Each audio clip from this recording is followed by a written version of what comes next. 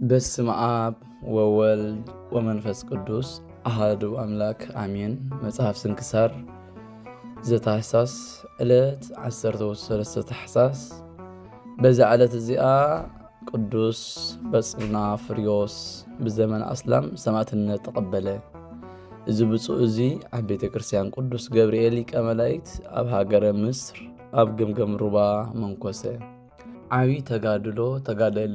ብዛዕባ እታ ቅንዕቲ ሃይማኖት ምስቶም ተንባላት አስላም መሳፍንቲ ተዋስአ ተመላለሰ።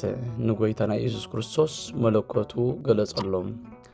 ብዛዕባ እዚ ኸዓ እዞም አስላም ኣብ ልዕሊኡ ተቆጥዑ፣ ዓብዪ ቅፅዓት ቀፅዕዎ፣ ርእሱ ኸዓ ብሰይፍ ሰየፍዎ። ናይ መንግሥተ ሰማያት ኣኽሊል ሰማዕትነት ከዓ ተቐበለ። በረኸቱ ምሳናት ይኹን ንዘለዓለም ዓለም አሜን። ሰላም ለበጽናፍርዮስ እንተ ለብሰ ምንኩስና ቤተ ገብርኤል ጸዋሪ ዜና በእንተ ሃይማኖት ርዝኢት ለቤተ ክርስቲያን ቀርና በብዙሕ ኩነንየ ድህረ ስጋሁ ኮነና በተመትሮ ርእሱ አድማአ በሰማይ ልዕልና።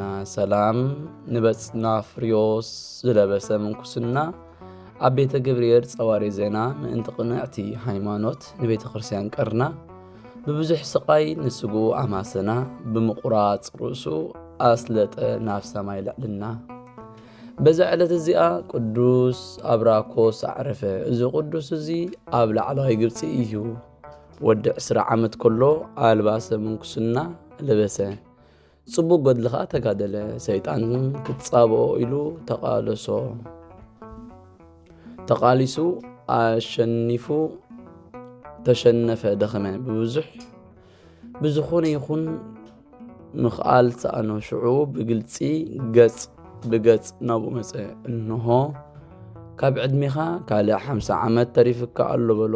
በዚ ገይሩ ኣብቲ ኪት ክወድቕ ስለ ዝደልየ እዩ። እዚ ኣረጋዊ መለሰሉ፣ ኣነስ ካልኣይ 50 ዓመት ክጸንሕ ኣሕዚንካኒ። ብዛዕባ እዚ ኸዓ ተሃክየ ከምቲ ንስኻ ትብሎ እንተኾይኑ ከይሞትኩ ከለኹ ክጋደል ይግባአን ይበሎ። ካብኡ ብዘይ ምቁራጽ ዓብዪ ተጋድሎ ወሰኸ። በታ ዓመት እቲኣ ኸዓ ገድሉ ፈጸመ። 70 ዓመት ምስ ተጋደለ ናብ እግዚኣብሔር ኣምላኽ ገዓዘ።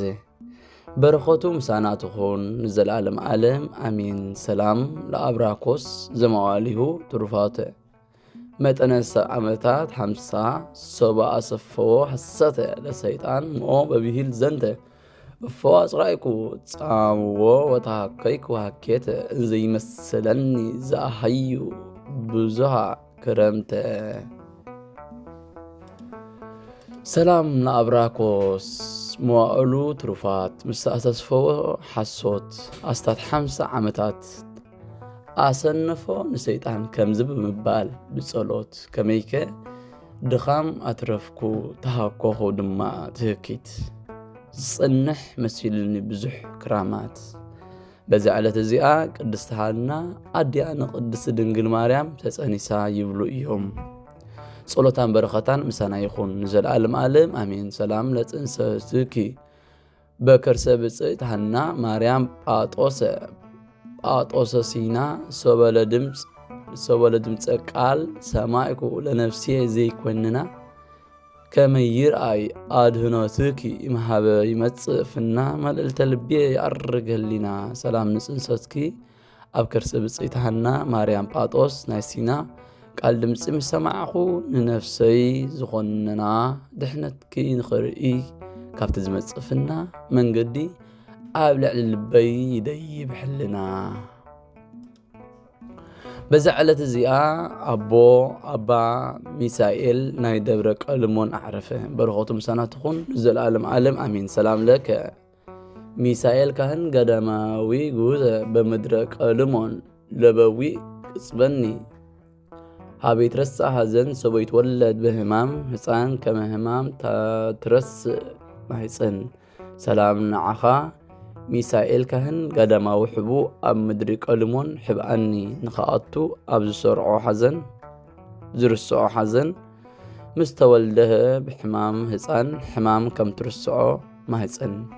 በዛ ዕለት እዚኣ እቲ ቆቕሓት ዝምግብ ዝነበረ ኣባ መቃር ዝዝከረሉ ዕለት እዩ።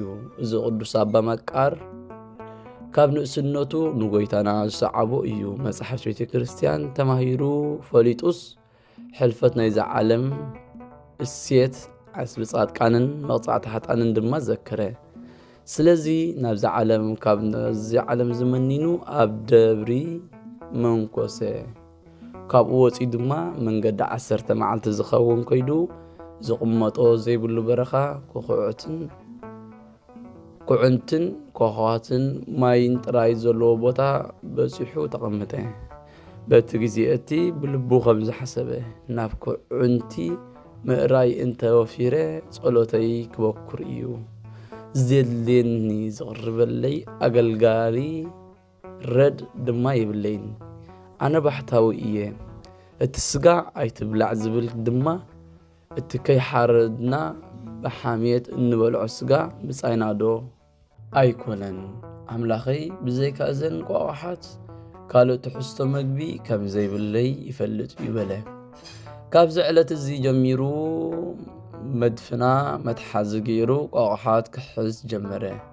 ኣብታ መፃወዲኡ ኣብ መዓልቲ ሓንቲ ክተሓዛ ጀመራ እሞ ንሱ ኸኣ ንዓኣ ጠጢቑ ኣብሲሉ ንኣምላኽ ኣመስጊኑ ክምገብ ጀመረ። ከምኡውን ካብታ ኣብኡ ዘሎ ማይ እናሰተየ ለይትን መዓልትን ተጊሁ ናብ እግዚኣብሔር ኣምላኽ ይልምን ዝጽልን ኮነ። በዚ ተግባር እዚ ብዙሕ ዓመታት ተቐመጠ። ድምፂ ሰብ ኣይሰምዕ፣ ምስ ዝዛረቦ ይብሉ፣ ንምንም ኣይሓሚ ኣይጸርፍ፣ ሰይጣን ብዘይካ ምስ ሰብ ኣይመጽን እዩ። ብድሕሪ እዚ ሓደ ፈላሲ ካብ ሃገረ ቆስጠንጥንያ ናብዛ ኣባ መቃር ዝነበረ ቦታ ይመጽእ እሞ ንኣባ መቃሪ ቋቑሓት ክሕዝ ምስ ረኣዮ ክዕገስ ኣይከኣለን። ናሕዉ ብሓሜት ክቆትሎ ደኣጓየ ናብ ቆስጠንጥንያ ተመሊሱ ኣብቲ ሊቀ ጳጳስ በፂሑ ኩሉ እቲ ዝረኣዮ ዜና ኣዘንትወሉ።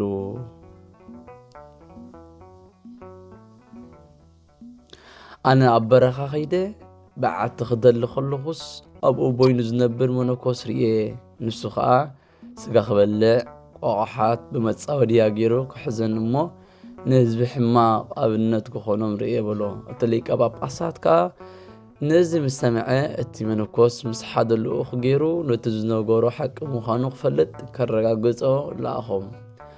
ንሳቶም ናብኡ እናኸዱ ኣብ መንገዲ ከለዉ ኣባ መቃሪ ከም ልማዱ መድፍነኡ ክርኢ እንተወፀ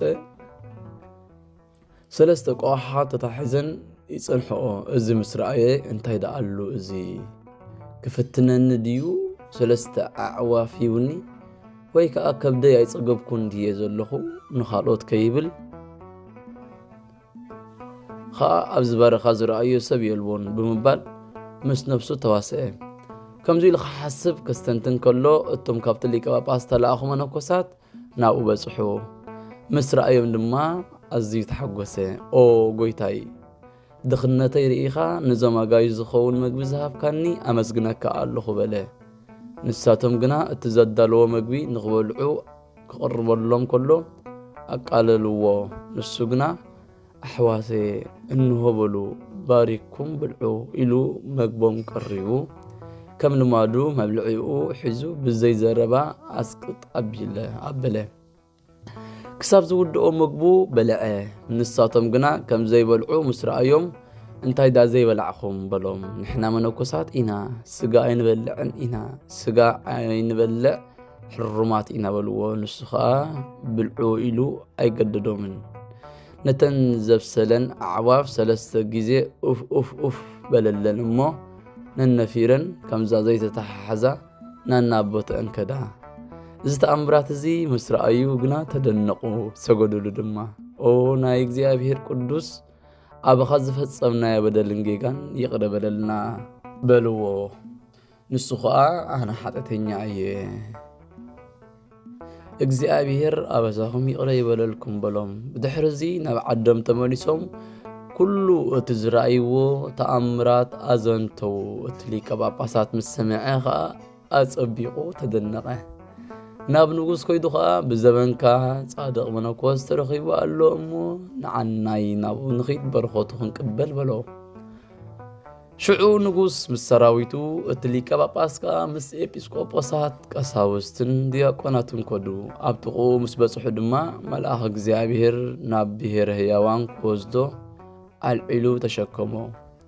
ንሳቶም ከዓ ክዓርግ ምስ ረኣይዎ ኦ ናይ እግዚኣብሔር ቅዱስ ባርኸና ሓንቲ ቃል ከዓ ንገረና በልዎ እሞ ንሱ ከዓ ልሳንኩም ናብ ጥፍኣት ዘውድቕ ነገር ካብ ምዝራብ ይጹም በሎም።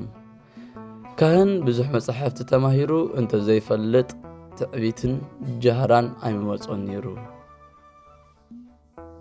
መነኮስ እውን ትሕርምቲ እንተዘይብዝሕ ትምክሕቲ ኣይመጾን እምበኣር ንሓድሕትኩም ተፋቐሩ እግዚኣብሔር ምሳኹም ይኹን ኢልዎም ካብ ቅድሚኦም ዓረገ። በረኸቱ ምሳና ትኹን ንዘለዓለም ዓለም አሜን። ሰላም ለመቃርዮስ ዘተመሰጠ መልእልተ እንዘ ቅድመ ጉብኣን ይነብብ እለንተ ቃላተ እምኢያእመሩ ትዕቢተ ወዘይመስሎ ትምክተ እምኢያፈድፈደ ካህን ትእምርተ ወእምኢይምያብዝሃ ካይበ መነኮሰ ትህርምተ። ሰላም ንመቃርስ ዝተመሰጠ ሰማያት ኣብ ቅድምቶም እኩባት እናተዛረበን ዘንቃላት ካህን እንተዘይብዝሕ ትምህርተ መነኮስ እውን እንተዘይብዝሕ ትሕርምተ ኣይምፈለጡን ትዕቢት ንዕኡ ዝመስለውን ትምክሕቲ። በዛ ዕለት እዚኣ መዘከርታ አብራኒቆስ ሰማዕት፣ ሃሮስፎን ቀርኔሌዎስ መኮንን፣ ወርቅ ጢጶስን አርፌን እዩ። በረኸቶም ምሳና ትኹን ዘለዓለም ዓለም አሜን። ሰላም ለከ ሩፋኤል መንፈስ መልአከ ጤና ወፈውስ ሶባሃቤ ከሰአሉ እድወ ተጽናስ ከመ ኣብ አልኮሙ በበጵስና ወንክስ ኣብእለኒ በንጽህከ ለብእሲ እምሩክስ። ሰላም ንዓኻ ሩፋኤል መንፈስ መልአኽ ጥዕና ወፈውስ ናባኻ ምስ ለመኑ ሰብኡት ናይ ተጽናስ ሽግር ከም ዝሃብተም ካዮም በበጵስና ምስ ንግስ ብንጽህናኻ ኣሃብትመኒ ንዓይን ሓጥእ ካብ ኩሉ ርኩስ። ዘቕረብኮ ማህሌት ኣዘኻኺራ ኣይላፍ ካብቶም ኣዘውቲሮም ዘገልግሉኻ ኩሉ ግዜ ብዘይ ምዕራፍ እንዳኸነብብ ተቐበል። ናይ ድኽነተይ መጽሓፍ ዝገበርካ ጎይታ ናይታ መበለት ምባእ ውቁፍ ካብ ዘእተውዎ ሃብተማት ናይ ሃብቶም ተረፍ ነቢያ ቅዱሳን ነቢያት ሃዋርያቱን ሰበኽያን ሰማዕታት ምስ ጻድቃን ደናገልካ መነኮሳት እውን ሄራን ባርኾት ባርኹ ማሕበር ዛ ቅድስት ቤተ ክርስቲያን ካብ ዝዓብየ ሽማግለ ክሳብ ዝነእሰ ህፃን ንዝፀሓፎ ብመጽሓፍ ንዝፀሓፎም ብምድራስ ንዘንበቦ ንዝተርጎሞ ብልሳን ሐዲስ ንቓሉ እውን ዝሰምዐ ብእዝኒ መንፈስ ብጸሎት ኣዲኢ ማርያም ዓራቂት ካብ ኩሉ ምባኣስ ኣሕቢር ይምሓረና ኢየሱስ ክርስቶስ። ሰላም ንዓኻትኩም ጻድቃን ምስ ሰማዕት ዘዕረፍኩም በዛሎም ዕለት ንዓለም ዘሰነፍኩም ይኹም ንስኻትኩም ብኩሉ ትዕግስት ኣብ ቅድሚ ፈጣሪ ለምኑ በኩሉ ሰዓት ብዘይካ ንስሓ ንዓና ከይወዘና ሞት። ሰላም ንዓኻትኩም ናይ ዛዕለት እዚኣ ጻድቃን ኩልኹም ሰብኡትና ንስትን መባእስማትኩም ቅዱሳን ሰማይን ምድርን ማሕበር ስላሴ ንስኹም ምእንቲ ማርያም ኣዲኡ ዘኩርና ብጸሎትኩም ንኽትሕልወና ተማሕፂና ኣሎና ብናይ ክርስቶስ ደም